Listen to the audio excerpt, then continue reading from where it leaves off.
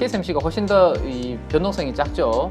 워렌 버핏의 성격에는 삼성전자보다는 아직까지는 1등이잖아요. 어쨌든. 아직까지 빈메모리 1등이기도 쪽에서는. 하고 이제 3기 집권하면서 경기 회복에 약간 속도를 내겠다. 이런 부분들도 우리 업종에 당연히 철강이라든지 화학이라든지 이런 산업에 영향을 줄 수 있다라는 말씀을 드렸습니다. 왜냐하면 NCC 관련된 업황이 내년도에 원래는 적자입니다. 적자. 근데 내년도에 드디어 턴어라운드 할 거다라는 어제 보고서가 나왔고 그 영향이 좀 더 컸던 것 같아요. 그죠? 근데 지금 이 반도체와 관련해서는 여러 가지 이제 시그널들이 나오잖아요. 네. 바닥이라는 얘기 네. 하면서 그리고 사실 뭐 TSMC에 대한 불안감 때문에 뭐 이렇기도 하고. 근데 지금 나오는 속보 보면은 워렌 버핏이 TSMC 주식 40억 달러를 샀다고. 삼성이 아니라. 실망인데요. 실망인데. 네, 실망인데 워렌 버핏. 네. 코카콜라 불매 운동. 코카콜라보다는 저는 또 그 벅셔 해스웨이 주주로서 그래요? 네, 그 비싼 황금주를 한주 다르게 보입니다. 그래서 저 벅셔 해스웨이의 주주로서 제가 이거는 가만히 있을 수 없는. 근데 이게 또 그 주주총회 참석을 또 해 미국 가야 되는 또 일이 있어서. 근데 주식 팔아서 비행기 값을 해요. 이건 뭐 출장도 이건 처리가 안 되고 제 개인적인 이거는 거기 때문에 항상 매년 저도 그런 생각을 해봤어요. 저도 주주니까 참석할 수 있는 권한이 있는데 주주총회를 참 연중 행사 축제처럼 버크셔 해스웨이에서는 하잖아요. 거기서 참석하면 주주들하고 이렇게 소통도 하고 질문도 받고. 그래서 왜 TSMC를 사고 왜 삼성전자 아닌 TSMC를 선택했냐 질문을 하고 싶은데 일단은 못 가고. 일단 그 질문을 영어로 해야 되니까 좀 불편하고 뭐 이런 이슈들이 있을 것 같은데 글쎄요. 그러니까 3분기에 40억 달러 매입했다는 거는 지금 사실 7, 8, 9 정말 안 좋을 때잖아요. 최근에 많이 시장. 빠졌을 때 엄청 힘들 때 반도체 뭐 최악 이야기 나오고. 어제 우리 그 반도체 제가 그 시가총액 그 관련된 부분들 정리를 한번 해드렸잖아요, 순서를. 그때 아마 그 AMD가 아니죠. 엔비디아한테 밀려가지고 내려오는 구간에서 이제 아마 매집을 한 게 아닌가라는 생각을 해보실 것 같아요. 그렇죠? 지금 보시면 엔비디아가 1등, TSMC가 시가총액 이제 4천억 달러, 3,600억 달러인데 원래는 TSMC가 1등이었거든요. 근데 주가가 쭉 밀렸잖아요, 최근에. 그렇죠. 그죠? 대만에 관련된 뭐 우려감, 그다음에 TSMC 관련된 여러 가지 이슈들 때문에 이제 밀렸는데 그 밀려서 내려오는 동안 지금 그 워렌 버핏은 샀다는 그런 이야기네요. 그죠? 그러니까 최악일 때 투자한다. 그러니까 최악일 때 투자하는데 삼성전자도 최악이었는데 같이. 조금 아쉽긴 한데 뭔가 뭐 받겠죠. 근데 아마 그것뿐만 아니겠어요. 결국에는 삼성전자는 워렌 버핏은 그거죠. 아까 코카콜라 이야기를 하셨잖아. 코카콜라가 우리가 보면 저도 좀 평일에는 코카콜라 잘 안 마시거든요. 왜냐하면 배탈 날까봐. 근데 주말에는 집에 있을 때니까 밖으로 안 나가니까 배탈 나도 뭐 괜찮잖아요. 그래서 좀 마시는데 제가 끊지를 못해요. 탄산 이 부분을. 그래서 이 안정적으로 코카콜라는 경기가 좋든 안 좋든 꾸준하게 팔리는 이런 부분들이 워렌 버핏이 주로 투자하는 것 중에 하나잖아요. 그 뭐죠? 인이 박힌 기업들, 잘 못 끊는 기업들. 그래서 TSMC는 삼성전자와 다른 게 삼성전자는 메모리와처럼 이렇게 커머디티 같은 상품과 같이 이렇게 경기에 엄청나게 변동성이 큰 메모리 사업부가 아직까지 큰 비중을 차지하고 있다 보니까 꾸준하기보다는 당연히 파운드리만 하고 있는 TSMC는 주문 받아서 그대로 생산만 해주면 되기 때문에 TSMC가 훨씬 더 이 변동성이 작죠. 워렌 버핏의 성격에는 삼성전자보다는 아직까지는 1등이잖아요. 어쨌든. 아직까지 빈메모리 1등이기도 쪽에서는. 하고 삼성전자가 만약에 TSMC 점유율을 눈에 보이듯이 막 따라온다. 그러면 야 삼성도 이제는 그러면 빈메모리보다 파운드리가 많이 올라오니까 한번 저쪽도 괜찮나 생각해 볼 수 있겠지만 아직까지는 메모리 영역이 너무 크다 보니까 그렇죠. 그래서 삼성전자를 떼내서 나스닥에 그 파운드리를 뭐 상장시킨다는 그런 루머들도 계속 있는 거잖아요, 그죠? 네. 아니 근데 그러니까 이런 거잖아요. 지금 우리 뭐 자율주행이 됐든 그 다음에 지금 이야기하는 우리 XR 쪽이 됐든 점점 반도체 사용 영역은 늘어날 수밖에 없다. 그렇죠. 그러니까 이 시장은 점점 커질 수밖에 없고 그 기본 베이직이 되는 게 반도체니까 그렇게 관점으로 본다면 결국은 그래요. 하여튼 최악일 때 투자하는 그렇죠. 게 맞는 것 같기는 해요. 하나 예를 들면 그 워렌 버핏이 애플을 제일 최근에 샀던 때가 언제냐면요. 2018년과 2019년도에 PR 밴드 바닥에서 밴드 우리 제가 역사적인 밴드 한 번씩 이렇게 보여드리잖아요. 근데 애플도 이렇게 움직일 거 아닙니까, 그죠? 근데 요런 때 애플의 주식을 대거 매입했었거든요.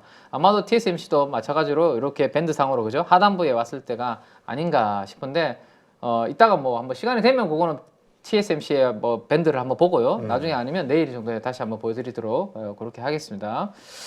자, 그래서 반도체 쪽, 그러면 삼성전자 이야기를 하셨으니까 여기서 잠깐만 그 이야기를 한번 드려보면 최근에 삼성전자가 주가가 많이 올라갔거든요. 그렇죠. 주가가 이렇게 사실 거의 보이지 않죠? 올라온 폭이. 네, 지금 많이 빠졌는데 요 정도 올라온 거예요. 그래서 올라와서 어디까지 올라왔냐면 200일선이라고 하는 제가 그 중요한 그 경기선이라고 말씀드리는 거기까지 삼성전자가 이제 올라왔거든요. 많이 빠졌다가 여기잖아요. 여기 초록색 선, 그죠? 여기까지 지금 올라왔습니다. 그래서 밑에서 산 분들한테는 사실 차익 실현의 욕구를 조금 만들 수 있는 그런 구간까지 왔습니다. 왜냐하면 200일선을 이탈한 적이 언제냐면 저기 위에입니다. 작년도 올해 초에 이탈하고 지금 거의 1년 만에 이제 200일선 딱 돌파하기 직전까지 왔거든요. 그래서 이거는 이제 업황의 흐름을 보여주는 선이다라고 말씀드렸고 여전히 기울기는 우하향 하고 있죠. 그래서 바닥에서 낙폭 과대에 따라서 주가가 여기까지 올라온 거면 약간의 차익 실현 부분은 저는 병행을 해도 된다. 그러니까 내가 한 100주 있다. 그러면 한 30주 정도는 200일선 부근까지 올라왔으니까 팔아놓고 혹시나 또 밀리면 다시 사놓고 이런 트레이딩도 일부는 뭐 해볼 수 있는 구간이다. 왜? 추세적으로 삼성전자가 어떨 때 올랐는지를 제가 한번 보여드리면 이게 미국에서 이제 월 초 중반에 발표되는 ISM 제조업 지수고 이 미국의 ISM 제조업 지수는 모든 제조업의 경기를 보여주는 그러한 지표잖아요. 근데 이것과 삼성전자의 PBR 차트를 같이 한번 이렇게 아래 위로 중첩을 해보면 ISM 제조업 경기와 삼성전자의 PBR은 거의 유사한 패턴을 보여서 움직이고 있습니다. 이게 2005년도부터 지금까지 17년 동안의 그림이라고 보시면 됩니다. 자, ISM 제조업 지수가 이렇게 좀 슬로우하고 툭 빠지면 이렇게 빠지다가 출렁이는 모습 나오고 ISM 제조업 지수 반등을 하면 삼성전자의 PBR도 그러니까 자산 가치 대비해서 시가총액도 상승을 하는 그런 움직임을 보이고 이렇게 박스권으로 재미없을 때는 역시 삼성전자도 마찬가지 빠질 때는 제조업 경기 빠지니까 같이 빠지고 근데 50이 기준이잖아요. ISM 제조업 지수는 그죠? 네. 50을 기준으로 이렇게 강하게 치고 올라올 때 어떻게 됩니까? 삼성전자도 자산 가치 대비해서 1.5배까지 프리미엄을 받으면서 같이 올라오죠. 근데 빠질 때는 또 어김없이 같이 빠지고 근데 최근에 어떻게 된 거죠? 제조업 지수가 2020년도 상반기 65에서 최근에 50까지 이렇게 박살났잖아요. 그죠? 그러면서 PBR도 같이 빠졌거든요. 그러면 이 과거의 이 데이터를 봤을 때 추세적으로 삼성전자가 200일선도 뚫고 막 올라가려면 적어도 미국의 ISM 제조업 지수가 50을 뚫고 좀 이렇게 안정적인 상승 흐름을 보여줘야 삼성전자도 자산 가치 대비해서 1배 이상으로 프리미엄을 받으면서 이렇게 중기적으로 편안하게 올라갈 수 있다. 그래서 삼성전자를 내가 위에서 물리신 분들은 자꾸 차트만 보고 있다고 해서 이제 답이 안 나오잖아요. 호가창 막 하루 종일 3시 반까지 보고 있다고 이게 올라가는 거 아니잖아요. 그죠? 그래서 좀 느긋하게 제조업 경기가 지금은 안 좋은데 어느 순간 이게 사이클이니까 지금 보시면 내려갔다 올라갔다 내려갔다 올라갔다를 반복하잖아요. 어느 순간 좋아지는 구간에서 추세적으로 같이 올라올 테니까 그때 나는 내가 샀던 가격이 아마 그때쯤 오지 않을까라는 좀 마음의 여유를 가지시면 좋을 것 같고 밑에서 사신 분들 입장에서는 아직까지 추세적으로 이게 돌아서는 부분이 안 나오니까 좀 바닥에서 한 20% 올랐고 200일선이 머리 위에 정도 있으니까 여기서 살짝 한 3분의 1 정도는 내가 팔아놓고 밑에서 또 빠지면 다시 사볼까? 뭐 이런 부분들을 고민해 볼 수 있는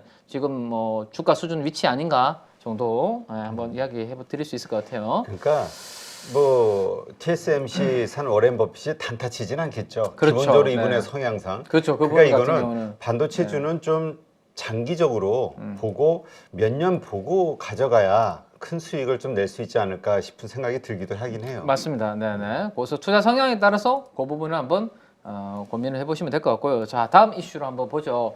어제 제가 우리 그 개장 전 방송에서 우리 가족 여러분들한테 말씀드렸던 게 뭐였냐면 지난 금요일 날 미국 증시에서 달러 약세에 따라서 구리 가격 오르고 아연 가격 오르고 해서 화학 업종과 철강 업종 이런 것들이 많이 올랐다. 바스프 이야기도 해드렸고 우리 듀퐁 그다음에 리오 틴토라는 광산 기업까지 제가 차트 보여드렸잖아요. 그래서 그들이 올랐다면 우리나라 화학 철강주들이 어제 좀 그 부분을 반영할 수 있다라는 말씀 드렸었거든요.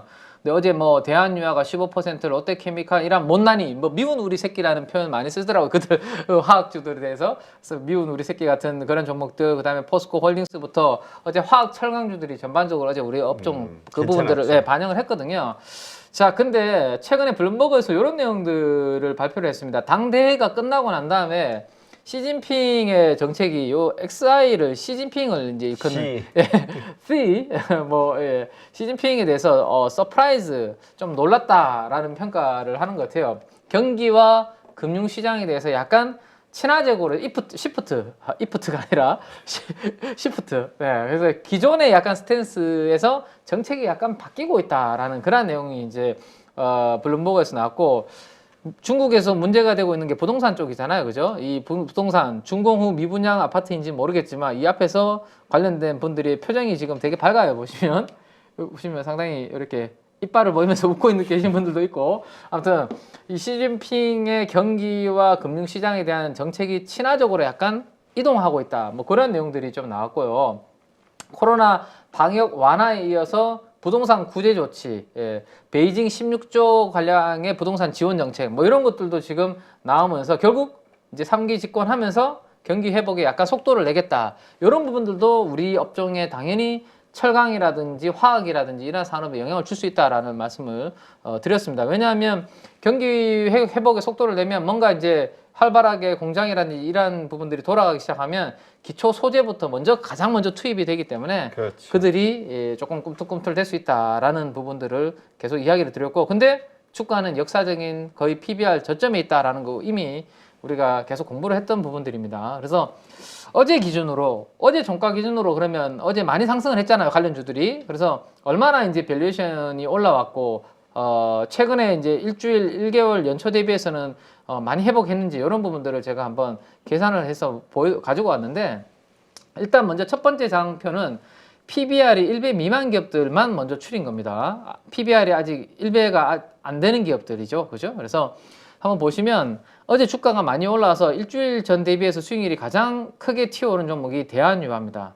그렇죠? 대한유화가 어제 15% 올랐으니까. 근데 PBR이 이제 0.5배 정도까지 올라왔어요. 아직까지도 자산 가치 대비해서 절반 정도 수준에 있고 연초 대비해서도 마이너스 아직 수익률. 근데 어제 유한타인가요? 유한타 증권이었던 것 같은데 제 기억으로 이 대한유화와 롯데케미칼 그다음에 DL 요 세 기업은 뭘 하는 회사죠?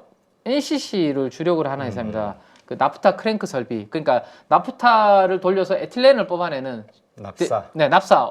납사 맞습니다. 네. 그 반응은 뭘까? 이런? 납사라고도 하고 나프타라고 하는데 그런 표현까지 알고 계시길래 네.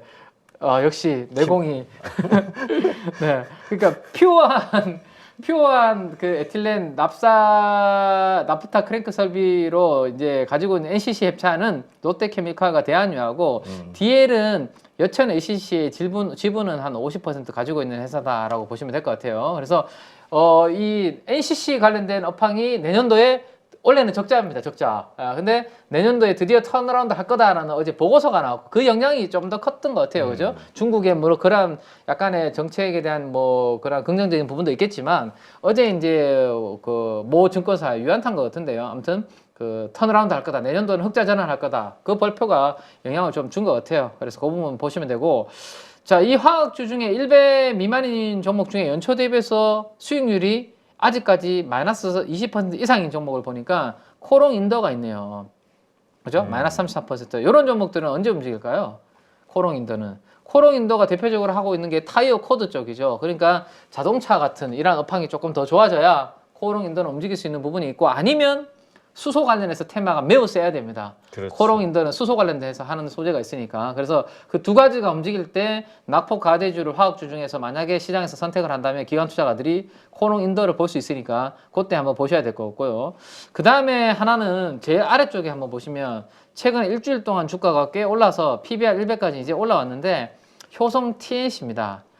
이거 진짜 많이 빠진 종목이에요. 진짜 많이 올랐었고. 많이 올랐었는데 진짜 올랐던 거를 거의 아마 많이 반납을 한 걸로 제가 기억을 하는데, 효성 TNC 한번 보시면 이게 지금 100만 원이었잖아요. 100만 원. 그 20만 원까지 빠졌으니까 야. 거의 5분의 1 토막 정도 났다가 그죠? 여기가 지금 96만 원이니까 거의 100만 원. 예, 그리고 여기 25만 원이었으니까 네, 그죠? 거의 한 뭐 4분의 1 토막, 5분의 1 토막까지 났다가 지금 바닥에서 이제 겨우 하나 어제 10% 이상 이제 이것도 오르면서 주가가 이렇게 된 거거든요. 근데 아직도 연초 대비해서는 많이 빠져 있는 그런 상태입니다. 요건 주력이 뭐죠? 효성 TNC는 저는 이제 일주일에 한 번 필라테스를 할 때 그냥 헐렁헐렁한 체육복 입고 하거든요. 민망해서. 부끄럽기도 하고 아랫배가 볼록하니까 이렇게 딱 붙는 건 좀 그렇잖아요. 아무리 1대1 수업이라도. 근데 이제 이 효성 TNC가 주로 하고 있는 영역 중에 하나가 이제 스판덱스 그렇죠. 쪽이죠. 그게 이제 한참 바람 불 때 이 회사의 이제 동력으로 작용을 하다가 레깅스. 네, 레깅스 이슈가 되고, 근데 이제 중국 쪽에서 이제 과잉 뭐 생산, 과잉 공급 이슈가 만들어지고, 이 화학 업황이 확 꺾이면서 주가가 많이 빠져 있는 그런 상태인데, 이제 요 아까 말씀드릴 때 NCC도 그래도 공급이 너무 과잉이다 보니까 조금 그런 증설을 멈춘다라는 이슈가 좀 있네요. 그러다 보니까 이제 턴어라운드 이야기가 나오고, 이 스판덱스 쪽도 그런 부분이 좀 뒷받침되는지 한번 체크해 볼 만한 포인트가 있지 않을까 정도 한번 보시면 될 것 같고, 그 외에는 보시면 하나솔루션은 뭐 때문에 이렇게 연초부터 올랐나요? 결국에는 전통 화학이 아니라 뭔가 신성장 쪽이 붙은 기업들은 연초 대비해서 주가도 강했다라는 것을 이 표를 통해서 좀 차이점을 바로 볼 수 있겠죠. 그 다음 1배 이상이 되는 기업들이 있어요. 이미 PBR 대비해서 1배 이상 거래되는 기업들은 이런 기업들입니다. 보시면 밑에 먼저 보실까요? 연초부터 40%, 80% 오른 기업들이 있습니다. 이들은 다 뭐죠? 원래 하던 전통 화학이 아니라 2차 전지라는 부분이 붙었기 때문에 이들은 다 폭등을 한 거고, 위에 있는 기업들은 아직까지 그런 부분들이 좀 약하고, 아니면 저 뭐죠? IT 쪽, 한소케미칼도 반도체 쪽 하는 소재도 있고 하다 보니까 아직까지 거기에서는 영향을 좀 못 받고 있고, 효성첨단, 효성화학 이런 것들은 수소 관련된 부분들이 좀 모멘텀을 받으면 움직일 수 있죠. 그래서 최근에 조금 꿈틀꿈틀하고 있습니다. 근데 연초 대비해서 아직도 30에서 50% 하락하고 있는. 그래서 수소 관련된 테마가 만약에 아주 세게 붙는다 시장에서, 그러면 효성그룹주들이 거기에 많이 얽혀져 있거든요. 한 발을 걸치고 있기 때문에 효성그룹주들을 한번 볼 필요가 있고, 그런 부분들 한번 체크를 해보시면 될 것 같습니다. 그래서 SKC도 아직은 많이 빠져 있는데 최근에는 뭐 동박 때문에 그나마 자사주 매입 때문에 올라온 기업이다. 그래서 화학 관련주들은 요 표 두 장을 가지고 좀 PBR 대비해서 많이 싼 종목들, 그다음에 올라온 종목들은 중에서도 아직 못 오른 연초 대비해서 이렇게 한번 보시면 될 것 같고, 최근에 화학업종은 외국인들이 꾸준하게 7월 달부터 사고 있고, 최근에 기관들이 다시 사기 시작했다 정도 한번 개인들이 계속 팔고 있네요. 이 정도 수급적인 흐름 보시면 되고, 자, 그다음에 어제 또 오른 업종 중에 하나가 이제 철강 업종입니다. 네, 철강 업종인데, 철강 쪽에서는 지금 보시면 내년도에 PBR 예상치가 있는 종목들이 화학보다는 그렇게 많지 않아서 한 10개 정도 되는 것 같아요. 네, 아직까지 PBR 싼 종목이 현대제철, 뭐 대한제강, 한국제강, 동국제강 이런 종목들이 PBR 0.5배도 안 하는 기업들입니다. 그죠? 근데 연초 대비해서 다 아직 마이너스죠. 이들은 대체적으로 대부분 뭐 하는 회사들입니까? 철근, 대한제강, 한국철강 이런 회사들은 대부분 공사장에 들어가는 철근을 주력으로 하는 회사들이거든요. 제강이라는 걸 붙은 회사들은 대부분 그런 걸 해요. 근데 우리 국내 이제 내수 철강 건설 경기가 안 좋죠. 경기가 안 좋으니까. 그렇죠. 안 좋다 보니까 연초 대비해서 모멘텀이 좀 부족한 부분들이 있죠. 그래서 H형강이라든지 이런 것들을 만드는 기업들, 현대제철도 그렇고. 근데 이제 그 아래쪽에 보시면 연초 대비해서 60% 가까이 오른 회사 중에 PBR이 아직 0.4배인 회사가 있는데 누구냐면 세아제강입니다. 이 회사는 관광과 관련된 인프라, 에너지 때문에 엮인 회사죠. 그래서 다른 철강주들하고 당연히 다른 부분이 있고, 그 다음 최근에 일주일 전 대비 수익률 중에 유일하게 플러스 두 자리 숫자를 내는 회사가 있는데 이 회사가 TCC 스틸입니다. 그죠? TCC 스틸. 자, 어제 우리 관주 여러분들 기억나시나요? 어제 삼성 SDI가 뭐 큰 이슈 하나 발표했죠. 예. 그래서 삼성 SDI의 원통형 그 배터리의 밸류체인 관련된 기업들이 어제 주가가 다시 신고가를 돌파하거나 뭐 어제 상신 EDP도 그렇고 신흥 SEC 예전에 우리가 공부했던 기업들이 다 주가 움직임이 그렇게 됐는데, TCC 스틸도 니켈 도금 강판 그 원통형 배터리에 들어가는 기업이다라고 말씀드렸죠. 그래서 이 회사가 그나마 최근에 실적 발표와 함께 주가도 오르고 연초부터 분위기 괜찮다. 그래서 우리가 화학 철강을 볼 때 일단은 시장이 낙폭 과대주들이 움직일 때는 가장 많이 빠진 종목들 그냥 보면 되고요. 그게 아니라면 화학과 철강 내에서도 원래 하고 있던 본업 외에 새로운 뭔가 성장 동력을 가지고 있는 회사들이 조금 더 그래도 편안한 대상이 된다. 그래서 시장의 색깔에 따라서 약간 그 흐름이 달라질 수 있으니까 그 부분들은 항상 체크를 좀 잘 해두실 필요가 있겠다라는 거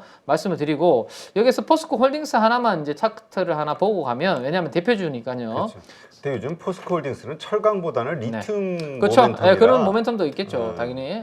그게 리튬도 당연히 있을 거고, 리튬 플러스 중국에 대한 그 재개 기대감도 있을 거예요. 그래서 두 가지가 복합적으로 경기부양. 네네. 그 부분이 작용이 되고 있다라고 보셔야 될 것 같고, 포스코 홀딩스도 바닥에서 지금 보시면 22만 원 정도가 보시면 바닥이었고요. 그죠? 지금 30만 원 정도까지 왔으니까 이게 주가 상승률로 보면 꽤 대형주가 지금 많이 올라온 거거든요. 대충 얼추 제가 여기서부터 이렇게 한번 그려보면 바닥에서 30% 정도 올라왔네요. 그러면 아마 밑에서 조금 저점 플레이를 하신 분들, PBR만 보고 사신 분들은 요거 조금 한번 챙겨볼까라는 고민을 할 수 있는 자리입니다. 왜냐하면 제가 뭐라고 말씀드렸죠? PBR 0.3배에서 0.4배에 팔면 30%짜리 수익이 나오는 구간이라고. 근데 이게 0.5배에 가면 80%. 그래서 이게 0.4배에서 0.4배 가면 별거 아닌 것 같은데 꽤 많은 수익이 나오는 거거든요. 그래서 역사적인 밴드 하단부에서만 사면 이렇게 낙폭 과대가 한 번씩 움직일 때 30%는 먹을 수 있는 그런 사이클이 앞으로도 올 거다라는 거 생각해 두시고, 자, 지금 위치를 한번 보시면 전고점이 상당히 박스권으로 왔다 갔다 하는 자리잖아요. 지금 보시면 이 부분 보이십니까? 그래서 여기 정도까지 제가 봤을 때 30만 원 이상에서는 전고점에서 매물 부담을 좀 받을 수 있는, 그죠? 한참 기었잖아 이거 1년 동안, 그죠? 그래서 여기서 매물이 조금 나올 수 있는 그런 위치이기도 하고, 바닥에서 30% 0.3배에서 0.4배까지 올랐으니까 차익 실현에 대한 욕구가 좀 나올 수 있는 구간이니, 혹시라도 최근에 뭐 중국 관련돼서 리튬 관련해서 모멘텀 플레이를 좀 하신 분은 아까 우리 삼성전자 해드린 것처럼 한 뭐 3분의 1 보유 물량의 3분의 1 정도는 차익 실현을 한번 병행해보는 자리 괜찮고, 혹시나 또 200일선까지 빠지면, 그죠? 27만 원, 이렇게 28만 원까지 빠지면 다시 사놓고 이렇게 한번 생각해 보시는 만한 위치 정도 고민해 보시면 될 것 같아요. 자, 그렇게 한번 정리를 좀 해드리고, 철강업종은 이 화학업종하고 달라요. 화학업종은 외국인들이 지금 주력으로 담고 그렇죠. 있었고, 살고 있는데. 네. 철강은 최근에 기관들이 이렇게 주력으로 주가를 만들었다라고 다르죠. 완전히 색깔이. 외국인들은 주춤하고 있고, 이렇게 한번 보시면 될 것 같습니다. 누구나 1시간 안에 200개 종목에서 좋은 종목을 고를 수 있는 그런 능력을 배양할 수 있도록 제가 도와드리려고 그렇게 하고 있습니다.